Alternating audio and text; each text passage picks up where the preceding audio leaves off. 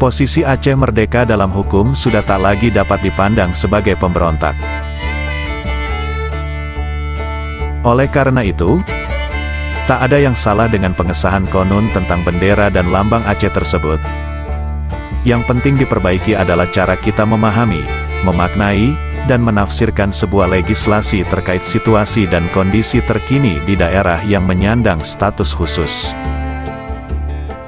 Dengan ditandatanganinya nota kesepahaman, maka gerakan Aceh Merdeka tidak lagi berstatus sebagai gerakan separatis atau gerakan yang dapat dipandang berkehendak untuk memisahkan Aceh dari Negara Kesatuan Republik Indonesia. Oleh sebab itu penggunaan segala lambang, logo, dan juga himne yang dahulu digunakan oleh gerakan Aceh Merdeka tidak lagi dapat dipandang secara hukum sebagai bagian dari keberadaan sebuah gerakan separatis.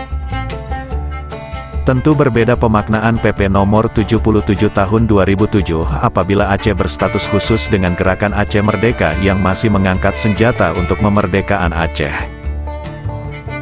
Untuk itu, ketentuan yang melarang penggunaan segala bendera, lambang, dan himne yang menyerupai dengan sebuah gerakan separatis patut dilarang. Pelarangan berdasarkan PP nomor 77 tahun 2007 ini tentu berlaku bagi daerah yang berstatus khusus namun masih menyimpan bara konflik politik seperti di Papua. Demikian kami kutip dari berbagai sumber terpercaya. Salam damai, salam Sandawari.